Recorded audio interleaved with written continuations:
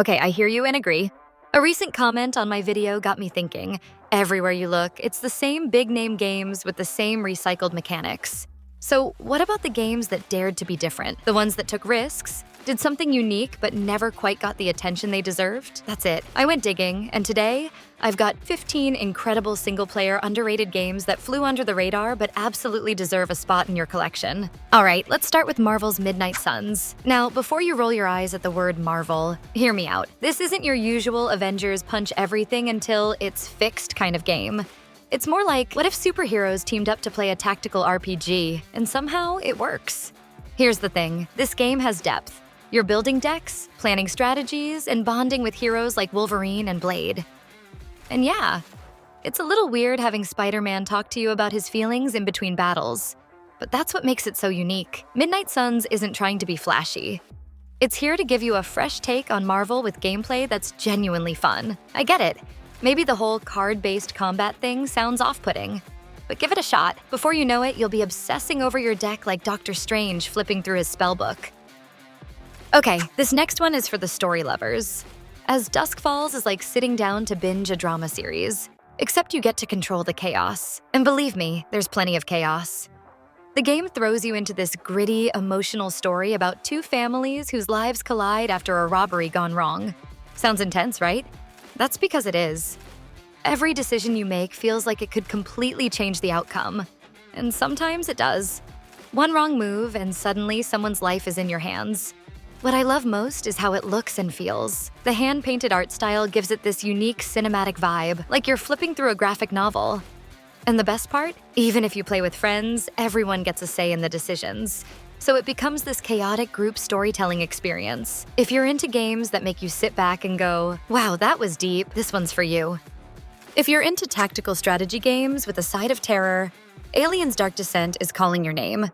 Picture this. You're managing a squad of Marines navigating a dark, creepy facility where xenomorphs could pop out at any second. Sounds stressful? Oh, it is. What makes this game stand out is how well it blends strategy with survival horror.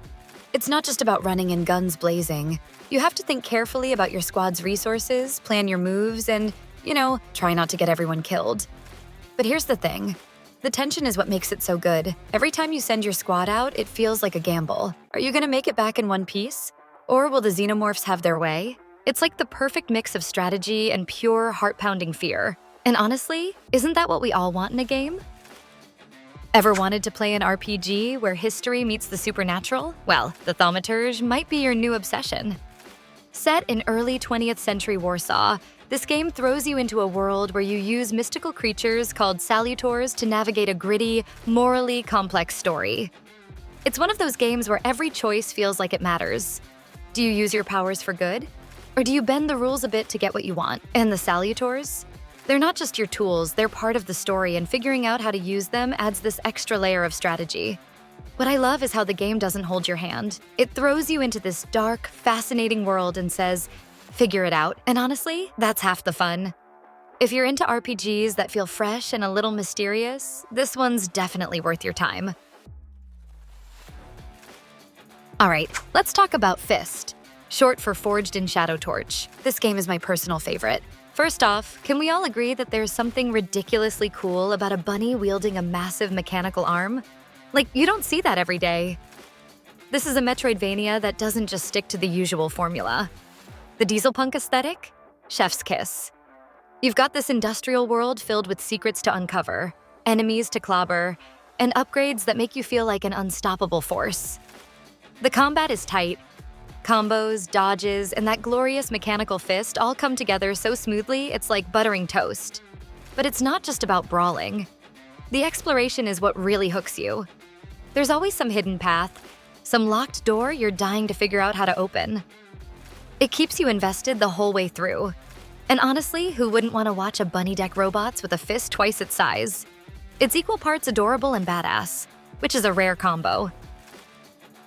Shadows of the Damned is a game from 2011, but hear me out, it's the game you get to experience once million years and also where you're constantly asking, what the heck is going on?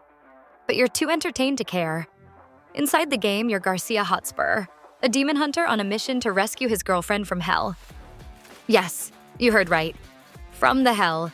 This game is pure insanity, in the best way. Your gun Johnson talks to you and transforms into different weapons. The dialogue is so over the top it's hilarious, and the visuals? Straight up trippy. Imagine Dante's Inferno meets Grindhouse, and you're getting close. What's crazy is that underneath all the chaos, the gameplay is solid. The shooting mechanics feel great, and there's this constant mix of action and puzzles that keeps things fresh. It's not just a game, it's an experience. A weird, wild, and unforgettable experience. All right, next up is Mirror's Edge series. Before you say anything, I know it's not underrated game, but we are talking about best single-player games, and I couldn't resist myself but mention it. Mirror's Edge series games are a unique parkour experience, and when I say it nails the feeling of movement, I mean it. You play as Faith, a courier navigating a dystopian city by leaping, sliding, and wall running across rooftops. The thing that makes this game so special is how it flows. When you get into the rhythm, nailing your jumps, hitting the perfect wall run, it's almost hypnotic. It's like the game rewards you for trusting your instincts and just going for it. And let's not forget the art style. The clean, minimalist look of the city is striking, and it contrasts beautifully with the high-stakes, high-speed gameplay. Whether you're dodging enemies or just soaking in the view, it's a game that sticks with you. It's a little different, but once you get the hang of it, you'll never want to stop running. Sunset Overdrive is a game from 2014, and oh my god, this game looks incredible. This is what happens when a game says, forget realism, let's have fun. It's a post-apocalyptic world where an energy drink turns people into mutants. And instead of crying about it, you're out there grinding on rails, bouncing off cars, and blowing things up with the wildest weapons you've ever seen. Let me tell you guys this, as we are moving forward getting close to top first game, this lists of games are filling me up with excitement. I am genuinely having so much fun creating this video. Let's continue. The tone is pure chaos in the best way. It's colorful, it's loud, and it doesn't take itself seriously for a second. But underneath all the craziness, the gameplay is incredibly polished. The movement system alone deserves an award. You're constantly on the move, chaining together grinds, jumps, and wall runs while taking out waves of mutants. And the weapons? Let's just say you've never seen anything like them. One minute you're launching fireworks, the next you're using a gun that shoots records. It's ridiculous, it's over the top, and it's a blast from start to finish. Enslaved Odyssey to the West is one of those games that pulls you in with its story and characters. It's loosely based on the classic Chinese tale Journey to the West, but with a sci-fi twist. You play as Monkey, a guy with serious survival skills, who's forced to team up with Trip, a tech-savvy companion, in a post-apocalyptic world. What makes this game shine is the bond between Monkey and Trip. Their relationship evolves throughout the game, and it feels so natural and real that you can't help but root for them. The world itself is stunning. Overgrown cities, vibrant landscapes, it's a feast for the eyes. And then there's the gameplay. The combat is fun and fluid, and the platforming sections are super satisfying. It's one of those games that makes you wonder, why isn't everyone talking about this? Seriously, if you haven't played it yet, you're missing out. Let's switch gears to something a little spooky. The Medium is a psychological horror game that does something really unique. It lets you explore two worlds at the same time. One moment, you're in the real world. The next, you're navigating the spirit world, solving puzzles and uncovering dark secrets. The dual reality mechanic is honestly mind-blowing. You're controlling both versions of your character simultaneously, and it adds this whole new layer to the gameplay. And the story? It's haunting, emotional, and keeps you guessing till the very end. It's not the kind of horror that relies on cheap jump scares. Instead, it builds this creeping sense of dread that sticks with you long after you've put the controller down. If you're a fan of games like Silent Hill, you're gonna feel right at home here. Just, maybe leave the lights on. Let me tell you about Psychonauts. By the looks of the gameplay, I am pretty sure you knew this game came out in 2005, but believe me, this game is incredible. This game is like stepping into a Saturday morning cartoon, but with a weird, wonderful twist. You play as Raz, a young psychic who runs away to join a summer camp for kids with psychic powers. Sounds fun, right? Oh, it's way more than that. What makes this game unforgettable is its creativity. Each level is set inside someone's mind, and no two minds are alike. One minute you're navigating a giant conspiracy in a milkman's mind, the next you're coaching a giant lungfish who thinks you're the bad guy. It's bizarre in the best way possible.